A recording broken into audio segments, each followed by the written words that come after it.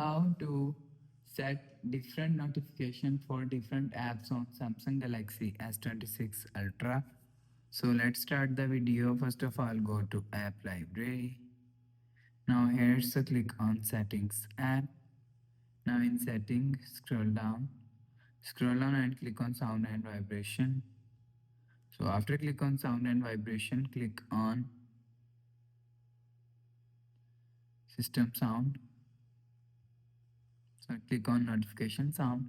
So after click on notification sound, so if you want to set different notification for different apps, so you will select. So after select notification, go back and click on apps. So after click on apps, click on app. So after click on app, click on notifications.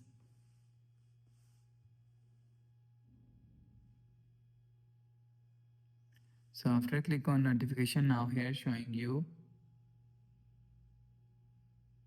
notification categories. So after click on notification category and click on sound. So after click on sound, so you will see sound list is showing here. So you will select others sound notification. So after selecting sound, go back to home screen, refresh one. So that's how you can set different notification for different apps on Samsung Galaxy S26 Ultra. So if you like the video, please subscribe. Thanks for watching.